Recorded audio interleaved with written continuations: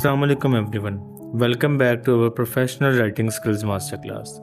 आज हम डे 9 में रिपोर्ट राइटिंग सीखेंगे। सबसे पहले ये समझते हैं कि रिपोर्ट होती क्या है। रिपोर्ट एक फॉर्मल डॉक्यूमेंट होता है जिसमें किसी टॉपिक, प्रॉब्लम या एक्टिविटी के बारे में इंफॉर्मेशन को ऑर्गेनाइज करके लिखा जाता है। रिपोर्ट का पर्पस सिर्फ इंफॉर्मेशन देना नहीं होता, बल्कि फैक्ट्स को एनालाइज करना और उनकी बेसिस पर रिकमेंडेशंस देना भी होता है। बिजनेस कंपनीज, स्कूल्स, यूनिवर्सिटीज़ और गवर्नमेंट ऑर्गेनाइजेशन रोज़ाना रिपोर्ट्स को यूज़ करती हैं ताकि इंपॉर्टेंट डिसीजन लिए जा सकें। अब बात करते हैं टाइप्स ऑफ रिपोर्ट्स। सबसे पहली होती है इनफॉर्मल रिपोर्ट। इस रिपोर्ट में सिर्फ फैक्ट्स और इन्फॉर्मेशन दी जाती है, इसमें ओपिनियन या रिकमेंडेशन नहीं होती, जैसे अटेंडेंस रिपोर्ट या सेल्स रिपोर्ट। दूसरी है एनालिटिकल रिपोर्ट। इसमें प्रॉब्लम को एनालाइज किया जाता है और उसका सलूशन या रिकमेंडेशन दी जाती है, जैसे मार्केट एनालिसिस रिपोर्ट। होती है प्रोग्रेस रिपोर्ट। इस रिपोर्ट में किसी प्रोजेक्ट या असाइनमेंट की प्रोसेस बताई जाती है। चौथी है रिसर्च रिपोर्ट। इसमें रिसर्च के रिजल्ट्स और फाइंडिंग प्रेजेंट दी जाती है। और पांचवी होती है इंसिडेंट रिपोर्ट। इसे किसी इंसिडेंट या अनएक्सपेक्टेड इवेंट को रिकॉर्ड करने के लिए लिखी जाती है। देखते हैं एक प्रोफेशनल रिपोर्ट की स्ट्रक्चर। एक अच्छी रिपोर्ट में आमतौर पर title page, table of context, executive summary, introduction, finding, analysis, recommendation और कंक्लूजन शामिल होता है। सबसे पहले समझते हैं एग्जीक्यूटिव समरी। एग्जीक्यूटिव समरी पूरी रिपोर्ट का शॉर्ट ओवरव्यू होता है। अगर कोई मैनेजर या सीनियर ऑफिसर सिर्फ ये सेक्शन पढ़े तो उसे रिपोर्ट का मेन आइडिया समझ आ जाना चाहिए।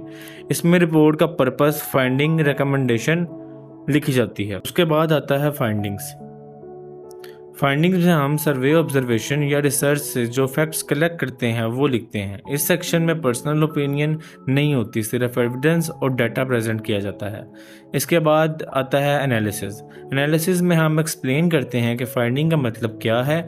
हम रिजल्ट्स को इंटरप्रेट करते हैं और बताते हैं कि प्रॉब्लम क्यों है और उसका इम्पैक्ट क्या होगा। फिर आता है रिकमेंडेशंस। रिकमेंडेशंस में हम प्रैक्टिकल सॉल्यूशन सजेस्ट करते हैं या सजेशंस हमेशा फाइंडिंग और एनालिसिस की बेसिस पर होनी चाहिए। और सबसे आखिर में होता है कंक्लूजन। कंक्लूजन में हम रिपोर्ट का शॉर्ट समरी देते हैं, रिपोर्ट को प्रोफेशनली एंड करते हैं और यहाँ कोई इन्फॉर्मेशन ऐड नहीं करते। अब बात करते हैं फॉर्मेटिंग रूल्स की। प्रोफेशनल रिपोर्ट लिखते वक्त हमेशा फॉर्मल लैंग्वेज यूज़ करें, प्रॉपर हेडिंग्स और सब हेडिंग्स यूज़ करें, पैराग्राफ्स शॉर्ट रखें, ग्रामर और स्पेलिंग को चेक करें। अगर ज़रूरत हो तो टेबल्स और चार्ट्स भी इंक्लूड करें। रिपोर्ट्स को हमेशा क्लियर, ऑर्गेनाइज और ऑब्जेक्टिव रखें। अब एक छोटी सी एग्जांपल देखते हैं। अगर हम स्टूडेंट लाइब्रेरी यूजेज रिपोर्ट लिखने तो पहले एग्जीक्यूटिव समरी लिखेंगे, फिर इंट्रोडक्शन, उसके बाद फाइंडिंग, एनालिसिस और रिकमेंडेशन, आखिर में कंक्लूजन। इसी फॉर्मेट को फॉलो करते आप किसी भी टॉपिक पर प्रोफेशनल रिपोर्ट लिख सकते हैं। आज के लेक्चर का रिकैप। रिपोर्ट एक फॉर्मल डॉक्यूमेंट होता है। रिपोर्ट की मुख्तलिफ टाइप्स होती हैं। हर रिपोर्ट एक प्रॉपर स्ट्रक्चर होती है। Executive summary, finding, analysis, recommendations और कंक्लूजन रिपोर्ट का एक इम्पोर्टेंट पार्ट होती हैं। प्रोफेशनल फॉर्मेटिंग रिपोर्ट को ज़्यादा इफेक्टिव बना देती है। इसी के साथ आज का लेक्चर यहीं ख़त्म होता है। मिलते हैं डे 10 में। अल्लाह हाफिज़।